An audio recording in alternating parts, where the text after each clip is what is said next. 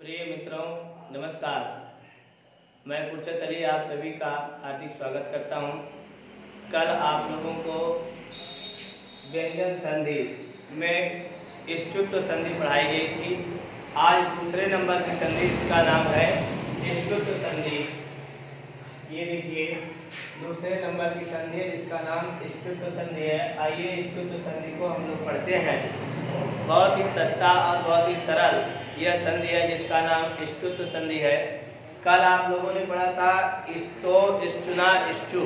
क्या पढ़े थे? स्तोह ष्टुना ष्टु, अर्थात सकार और त वर्ग के बाद सकार और च वर्ग आ जाए तो वहाँ पर सकार और च वर्ग हो जाता है। आज आप पढ़ेंगे इष्टुत्व संधि। इष्टुत्व संधि जो है वह इष्टुत्व संधि का ही एक समझ लीजिए कि पर्याय है। जैसे इष्टुत्व संधि आप लोगों ने पढ़ा था, एकदम सेम टू सेम वही हाल इसमें भी है। उसमें इष्टुत्व था और इसमें इष्टुत्व था। और एक बात ध्यान दीजिएगा, पहले शब्द के अंतिम में यहाँ भी सकार और त वर्ग है और इष्टुत्व संधि में भी सकार और त वर्ग था।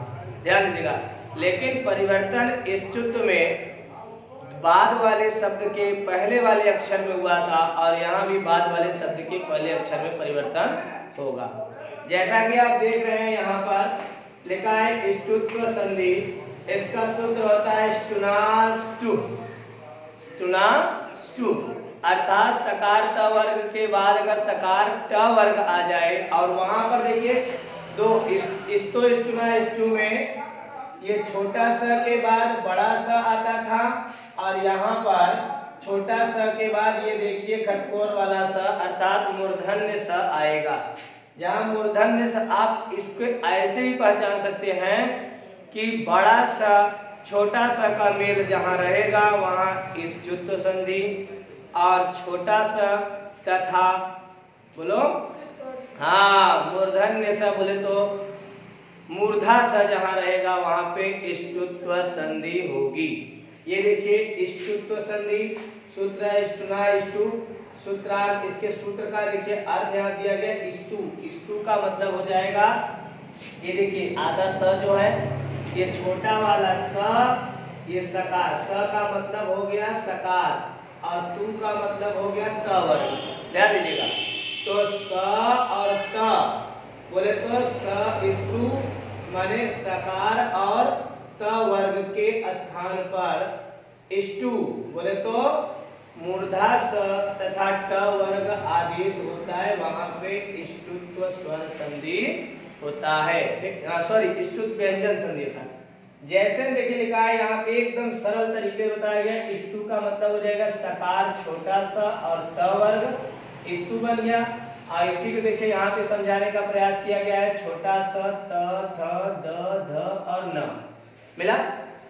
छोटा सा त, छोटा सा बोले तो दंती स, दंती स त थ द ध न, इसी को कहते हैं त वर्ग या तकार। फिर उसके बाद ये देखिए इष्टु। इष्टु का मतलब हो जाएगा मूर्धन्य स और ट वर्ग। मूर्धन्य स और ट ठ ड ढ ड़। कहने का मतलब यह है पहले शब्द के अंतिम में, यानी दो शब्द हैं इन्हीं को जोड़ना है और जोड़ना ही क्या कहलाती है? संधि कहलाती है। तो स पहले शब्द, ध्यान दीजिएगा, पहले शब्द के अंतिम में छोटा सा या त वर्ग बोले तो त थ द ध न आए। ध्यान दीजिएगा, पहले शब्द के अंतिम में अगर त थ द ध न और छोटा सा आए, उसके बाद में अगर ये खटकोर वाला स या ट ठ ड ढ ड़, क्या ट ठ ड ढ ड़, फिर से बताते हैं, पहले शब्द के अंतिम में छोटा सा त थ द ध न और उसके बाद दूसरे वाले शब्द के पहले अक्षर में खटकोर वाला स बोले तो मूर्धा स, मोटा स और ट ठ ड ढ ड़ आए तो उन दोनों के योग होने पर छोटा सा जो होता है वह छोटा सा अर्थात दंती स मूर्धा स में अभिरूपित हो जाता है या बदल जाता है तथा त वर्ग का कोई अक्षर पहले शब्द के अंतिम में आया रहेगा तो वो ट वर्ग के उसी वर्ण या उसी वर्ग के उसी अक्षर उसी नंबर वाले अक्षर में हो जाएगा। ग्राफ में देखिए आपको बताया गया है, अगर छोटा स के बाद ये स आता है तो यहाँ पे छोटा सा किससे चला जाएगा, खटकोर वाले स में। त का ट हो जाएगा, थ का ध हो जाएगा, द का ड हो जाएगा। ये द का ड, थ का ठ, त का ट और स का स इस प्रकार हो रहा है। कहा जा रहा है जिस वर्ग के जिस नंबर का जो अक्षर होगा उसी वर्ग के उसी नंबर के अक्षर में आगे वाले बदल जाएगा। ध्यान दीजिएगा, अगर त का ट होगा, त वर्ग का ट वर्ग होगा तो त का ट, थ का ठ, द का ढ, ढ का ढ और न का ण हो जाएगा। यही है आपका स्तो, स्टुना, स्टु जो कल पढ़ाया गया था, और आ जाए स्टुना, स्टु। स्तोह का इष्टुत्व हो जाता है, स्तो, स्टुना, स्टु। स्तोह का इष्टु हो जाए जहां वहां पर इष्टुत्व संधि, और स्तो का स्टु जहां हो जाए वहां इष्टुत्व संधि होगा। इसको पहचानने का मित्रों एक और जुगाड़ है मेरे पास, या जो जिसका बोलते हैं उसको ट्रिक है। जैसे अगर किसी शब्द में आपको खटकोर वाला स दिख रहा है, मोटा वाला स, चाहे आधा हो चाहे पूरा हो, आप वहां पे 80% के ऊपर आप जाएंगे, दिमाग लगाएंगे, तुरंत आपको पता चल जाएगा कि वहां पर क्या है, इष्टुत्व संधि। और अगर बड़ा वाला स दिखाई दे तो वहां पे आपको क्या पता चलेगा, हाँ, इष्टुत्व संधि। जैसे देखिए उदाहरण में आपको पहला उदाहरण दिया जा रहा है तत धन टीका। क्या दिया जा रहा है, तत धन टीका। ध्यान दीजिएगा, अब देखिए तत धन टीका, तत धन टीका। ये देखिए पहले शब्द के अंतिम में क्या है, त है। त का मतलब क्या हो गया, त वर्ग। त वर्ग के पहले शब्द के अंतिम में त वर्ग का पहला अक्षर त है, और नियम के मुताबिक, परिभाषा के मुताबिक आपको बताया गया है कि अगर त, थ, द, ध, द या छोटा स के बाद दूसरे शब्द के पहले में या ना दूसरे शब्द के पहले में अगर मूर्धन्य स या ट, ठ, ड, ढ, ढ हो तो उसमें त का ट हो जाता है। ध्यान दीजिएगा, अब ये देखिए ट वर्ग आया था, ट वर्ग के बाद त वर्ग है तो ये त का क्या हो जाएगा, ट हो जाएगा। अब जब त का ट हुआ तो यहाँ पे त और त का ट और टीका। और आप मित्रों जानते हैं इस ट को उसमें जोड़ करके भी हम लिख देते हैं। जैसे देखिए लिखा है तटीका। अब देखिए यहाँ पे तटीका कौन सी संधि हुई, तो आप यहाँ बताएंगे क्या, इष्टुत्व संधि हुई है। अब आगे देखिए, ये इंपॉर्टेंट है, बहुत ही महत्वपूर्ण। कक्षा 10, 11, 12 की परीक्षाओं में ये रामस धन षष्ठः कई बार परीक्षा में आ चुका है। बहुत ही सस्ता और बहुत ही सरल है। कैसे देखिएगा, रामस धन षष्ठः। देखिए राम छोटा सा का क्या हो गया, मूर्धन्य स हो गया, क्योंकि आगे देखिए था और उसी को जोड़ दिए क्या बन गया, मूर्धन्य स, रामस षष्ठः इष्टुत्व स। इसमें देखिए दोनों में क्या है, अरे भाई मूर्धन्य स है, फिर उद धन डय, देखिए उद धन डयनम।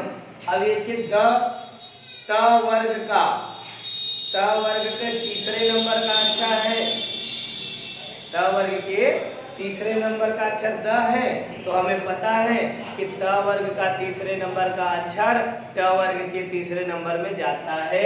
जैसा कि ये देखिए लिखा है, तीसरे नंबर का अक्षर इसमें गया, ड में गया, तो यहाँ पे देखिए द का क्या हो गया, ड हो गया, तो बन गया क्या, उड्डयनम। फिर देखिए कृष धन न, जब कृष, ये देखिए स है, खटकोर वाले स के बाद देखिए ये न आ गया, तो यहाँ पे क्या हो जाएगा, कृष धन न, कृष्णा बन गया। ये देखिए फिर दुष्ट धन त, अब देखिए त का क्या हो गया, ट हो गया और दुष्ट बन गया। फिर देखिए चक्रिन धन ढौक से, चक्री, न का ड़ हो गया और ढ से चक्री, ढ से ये हो गया आपका।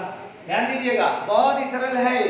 फिर उसके बाद विष धन नु, फिर क्या हो गया ड़, विष्णु बन गया। यही है मित्रों आपका।